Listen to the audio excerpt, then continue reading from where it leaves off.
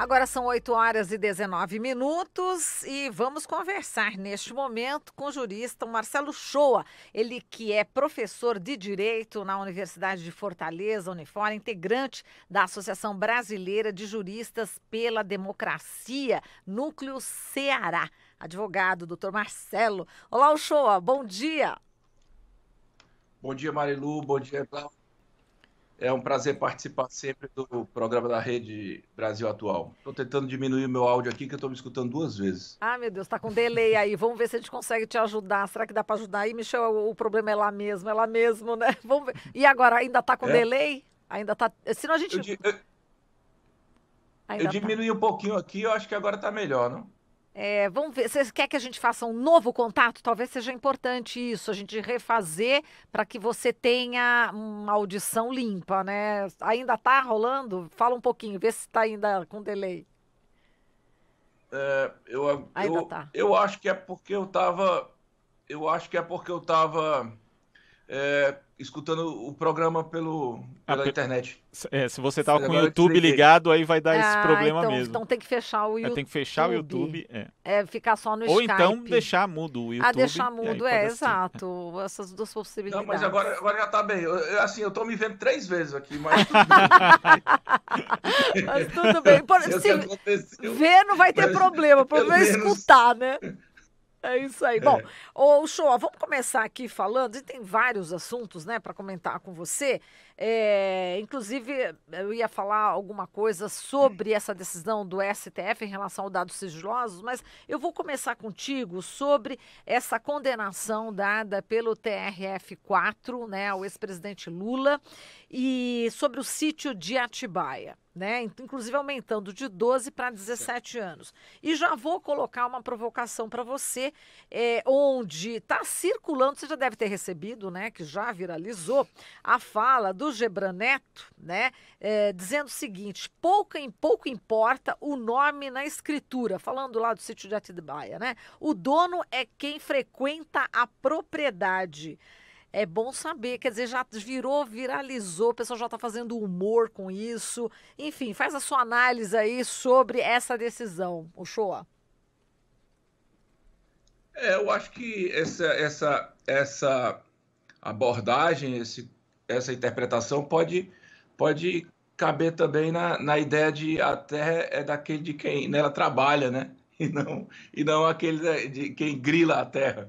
Isso seria muito bom no campo, onde os trabalhadores, onde os camponeses trabalham a vida toda, mas pela falta do papel, o juiz acha que ele não é o dono da terra, embora trabalhe a vida toda ali. Na verdade, Marilu, eu escrevi um texto ontem que teve uma boa circulação, chamado Vexame Judiciário, e ele começa e questiona um dos pontos que o texto questiona.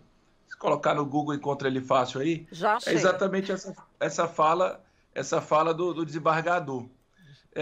Por aí se vê, né, que o desembargador ele demonstra que não há a menor certeza sobre a propriedade daquele imóvel, né? E se não há certeza sobre a propriedade daquele imóvel, né, o que dirá a certeza do ex-presidente Lula ter sido beneficiado por obras no imóvel de quem ele não tem certeza, do desembargador não tem certeza de quem é, e o que dirá de que esses eventuais benefícios tenham decorrido da propina paga pela Petrobras. Quer dizer, é um processo que ele tem como destinação única condenar uma pessoa, independentemente dele ter culpa ou não, né? Eu acho, honestamente, que está mais fácil estudar o direito penal, porque não precisa mais você entender absolutamente nada da parte probatória.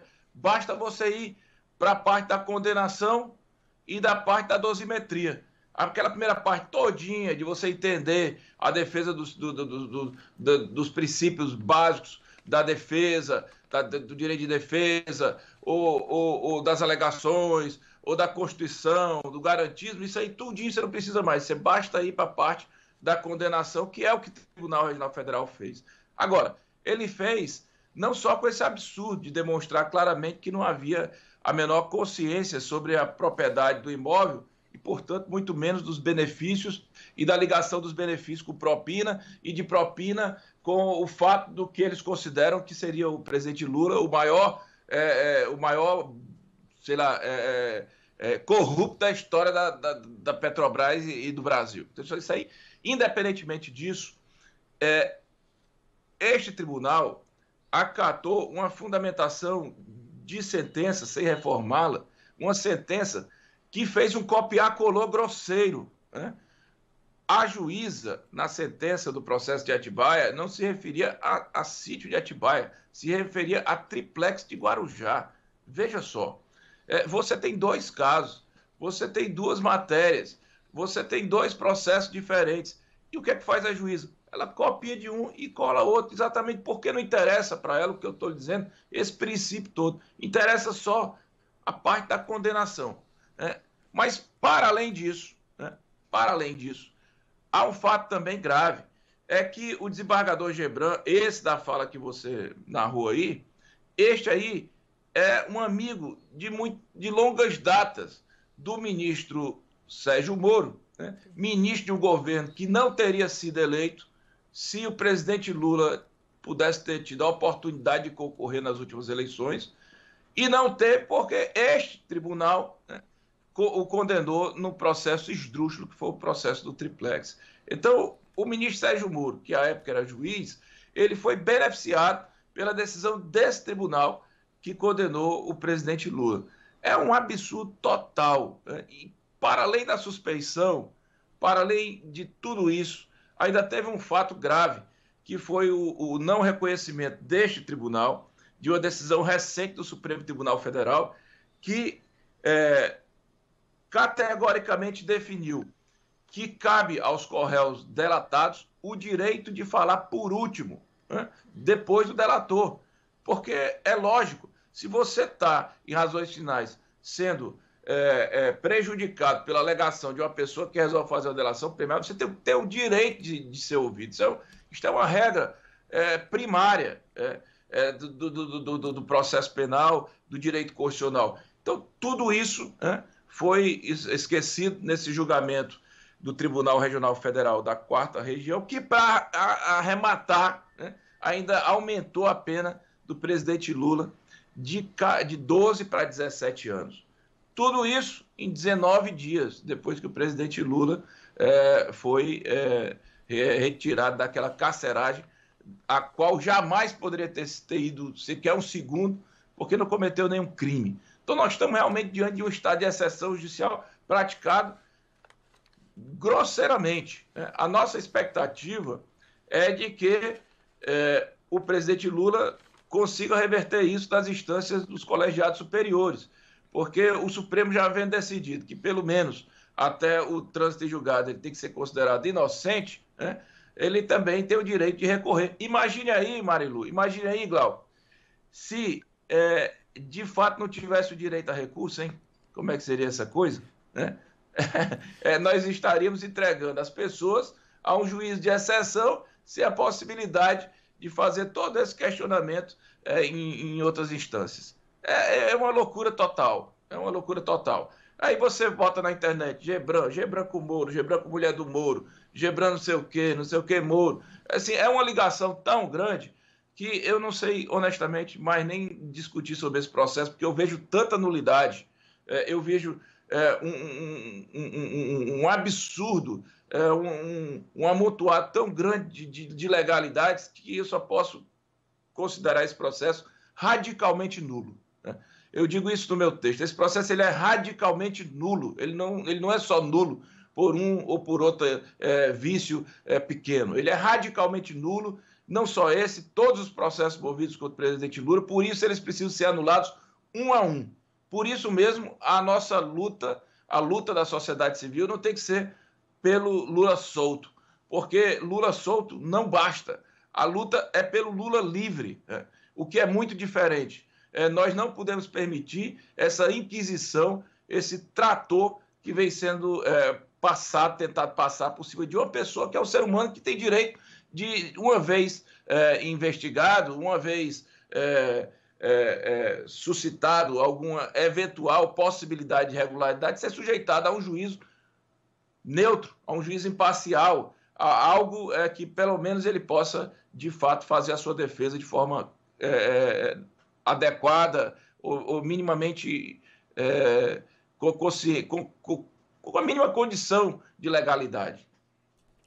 Agora, Uchoa, fazendo conexão justamente dessa decisão do TRF4, que segundo você e boa parte dos juristas aí que são ouvidos pela mídia, inclusive até pela mídia tradicional mesmo, dizem que foi uma decisão absurda e que afrontou o STF no entendimento ali da questão da ordem dos delatores nas alegações finais, mas essa conexão com a questão da prisão em segunda instância, que agora da execução antecipada de pena, né? Porque a prisão, na verdade, hoje no Brasil ela é possível até antes da segunda instância, até antes da primeira, mas é da execução antecipada de pena em segunda instância que o Congresso tenta reverter. Tem um levantamento que mostra que a Defensoria Pública é mais bem sucedida, inclusive do que advogados particulares, quando vai ali ao STJ e ao STF dos recursos após a condenação à segunda instância. Isso não se deve propriamente ao fato dos defensores públicos serem melhores que os advogados particulares, mas porque os abusos cometidos justamente pela primeira e segunda instância contra os mais pobres, eles são mais gritantes, né? Inclusive essa questão de afrontar a jurisprudência do STF, afrontar a lei e afrontar a própria Constituição. Você acha que esse julgamento do ex-presidente Lula, que nesse caso não está nessa categoria dos pobres, mas está numa categoria vista ali como inimigo político, ele representa todos esses vícios do judiciário brasileiro, inclusive do Ministério Público, que atuam de forma seletiva e muitas vezes contra a própria lei? Glauco, você respondeu já, né? Eu ia dizer exatamente isso. O judiciário brasileiro ele é seletivo, ele é aristocrático, é seletivo e ele costuma ter o peso da caneta mais forte para certos segmentos sociais. Normalmente, o pobre, o negro, ele já é marginalizado. Agora, não faz uma semana, talvez, nós escutamos alguém dizer que os negros cometem mais crimes, algo assim, né? Então, é uma sociedade, digamos assim, baseada no macho alfa branco, né? Aristocrático, né? Que quer ditar a sua forma de pensar para o mundo. E o direito penal, ele é isso, né? Só que a Constituição, o direito penal é a forma do Estado agir para evitar que os ilícitos criminais aconteçam, mas ele também é uma forma de domínio muito forte. E a Constituição é quem vai modular o direito penal para que ele não signifique ou se converta num abuso do Estado contra a sociedade. O que acontece é que, no caso do presidente Lula, né, como eles normalmente veem como inimigos mais pobres, nesse caso eles definiram um inimigo, né, que é o presidente Lula. Então, o presidente Lula ele vem de fato somatizando todos esses inúmeros vícios cotidianos e rotineiros que acontecem na sociedade brasileira. O fato da Defensoria conseguir mudar ou reformar as sentenças ou os acordos dos tribunais é porque o direito penal ele é muito... Eu particularmente, a minha área é até mais... direito penal até não é muito a minha área, assim, não é a minha área, na verdade. Eu lido com o direito constitucional, trabalhista, mais dinâmico. O direito penal ele é muito encaixotado, né? Porque tudo tem que estar previsto na lei e tudo tem que ter o mínimo rigor de cumprimento na aplicação daquilo, exatamente para que não haja o arbítrio do Estado. Então, qualquer tipo de vício, né, ele jura uma nulidade, né? Por isso, esses processos, eles são... Quando a Defensoria tem possibilidade de fazer a defesa de um hipossuficiente econômico, de uma pessoa pobre, a possibilidade de reverter. No caso do presidente Lula, todas essas nulidades estão sendo alegadas, né, todos esses vícios, e nenhuma delas tem sido atendida, né? Mas me parece que o Supremo Tribunal Federal, nesse caso específico, vai tomar uma atitude, porque já viu que esse regime de exceção, ele... pode, a partir do presidente Lula, ele se irradiar de forma generalizada para a sociedade, e é isso que nós não podemos querer, né? Nós estamos num Estado que aposta nisso, que aposta na punição para alguns, um Estado que agora quer aprovar a exclusão da licitude, como é que eles chamam? Agora tem um novo nome, Globo, né? Não sei. Enfim, de garantir ao policial o direito de atirar sem qualquer tipo de punição. Então, o Brasil realmente, se não tomar cuidado, ele está caminhando para um momento muito difícil, em que o ministro da Economia, na maior tranquilidade, numa audiência em Washington, diz assim, olha, se daqui a pouco pedirem o AI-5, ninguém pode reclamar. Quer dizer, brincando com coisa séria, brincando de querer amedrontar as pessoas, mas, ao mesmo tempo, com este instinto belicista, né? Tudo isso é a síntese do Brasil desse momento. Exato. Bom, só citando que houve um atropelamento mesmo desse julgamento do Lula no TRF4, porque existiam 1.941 recursos, né, para serem analisados e passaram por cima desses 1.941 recursos para analisar o do Lula, né? Olha a pressa, como você falou. Ainda depois... Esse tribunal, ele é engraçado, ele é muito lento, né, quando ele quer, e meteórico também quando a ele interessa.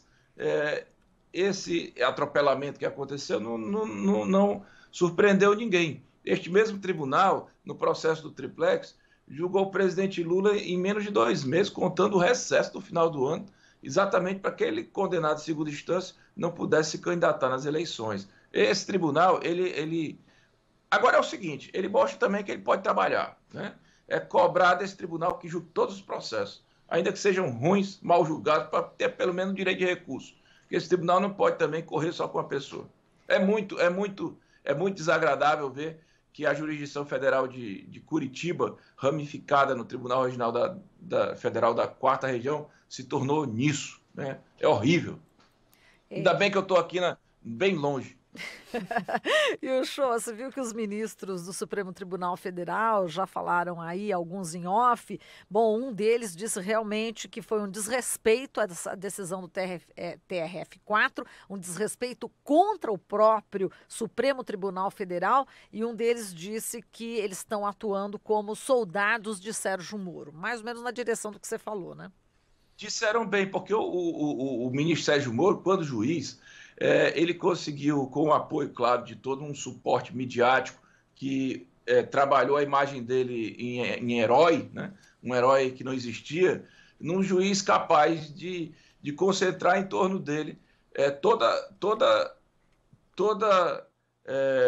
jurisdição do país, né? Por isso que o processo do Guarujá, que era em São Paulo, foi julgado na mão dele. Ele era tão forte que ele vinculava imediatamente o tribunal acima dele, e ele era tão forte que ele vinculava o ministro do Supremo Tribunal Federal. Então, o que está acontecendo é que, nesse momento em que o Supremo Tribunal Federal está querendo mostrar que a última instância da jurisdição nacional é o próprio STF, este tribunal está assustado, porque ele estava acostumado que a coisa viesse mandar de cima para baixo, quando, na verdade, a decisão, em termos de reforma, ela vem num vetor do lado contrário, né? Não é de baixo para cima, é de cima para baixo.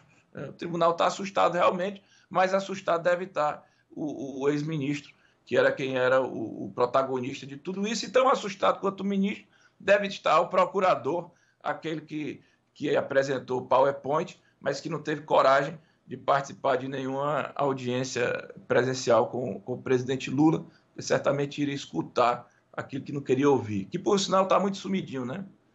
De repente, acho que deve ser agora para o Conselho Nacional do Ministério Público, já buscando os excessos que ele cometeu. Acho que está até comedido esse procurador também. Verdade. Agora, só para a gente terminar, que hoje a gente começou a falar sobre a decisão, né, do Supremo Tribunal Federal também, de liberar o compartilhamento de dados sigilosos, né? E eu queria só que você analisasse essa decisão.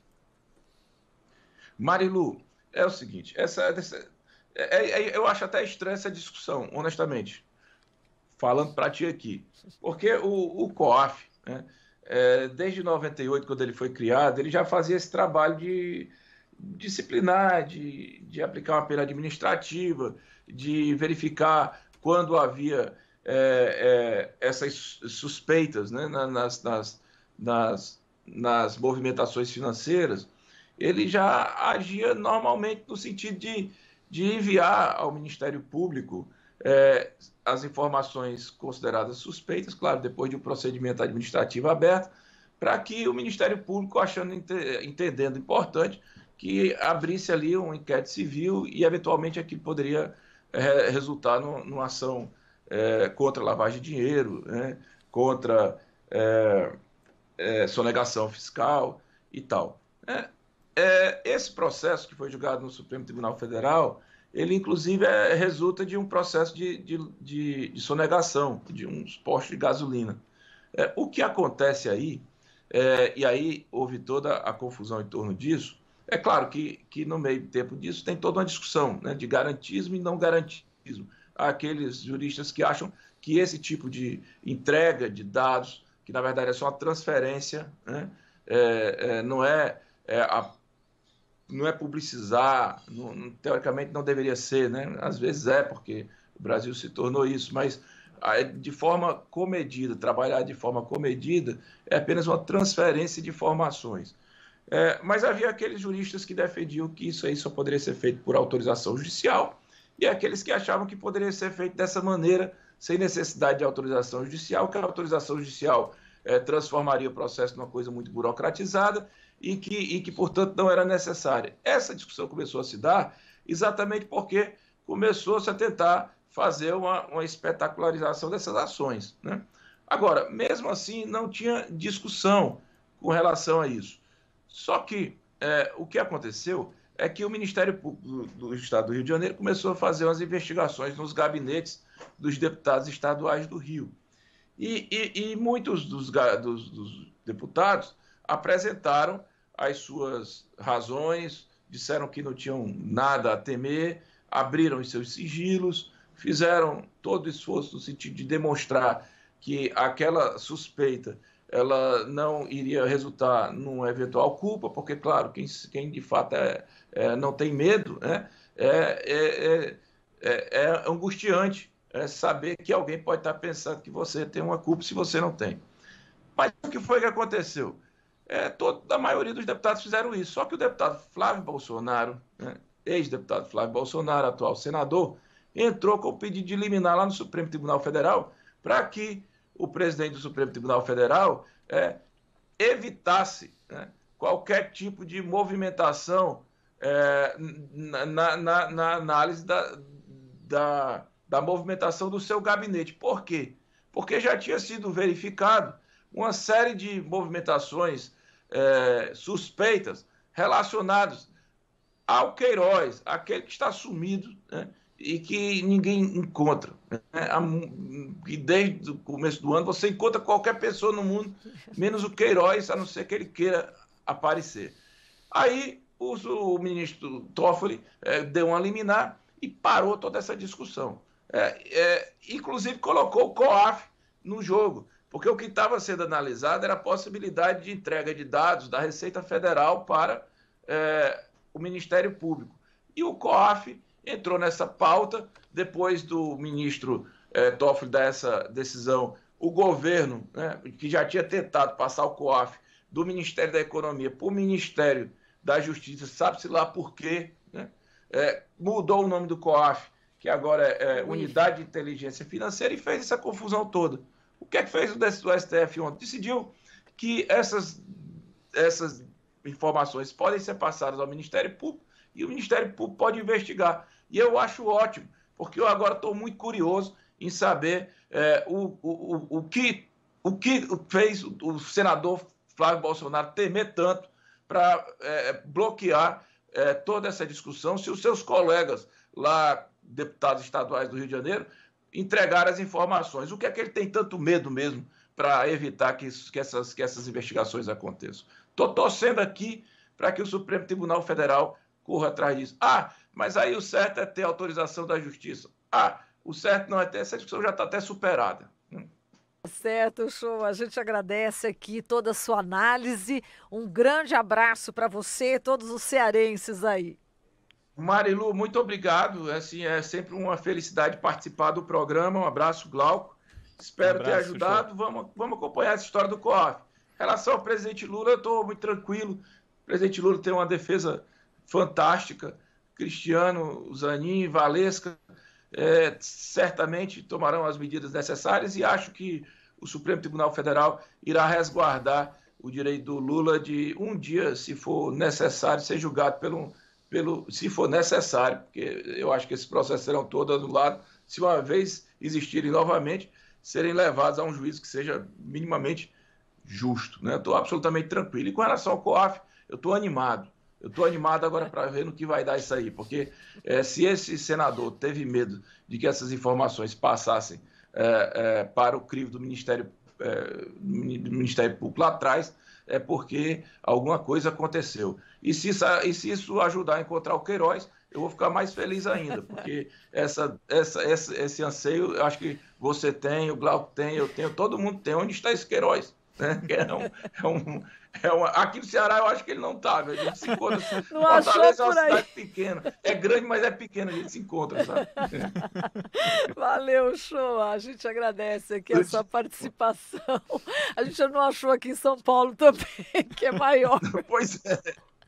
É difícil, mas agora ele aparece, não é possível. Vamos lá. Se ele não aparecer, a movimentação financeira dele aparece. Vai aparecer agora, tá certo, Shoa. Um grande abraço, bom final de semana para você. Tudo de bom, bom final de semana.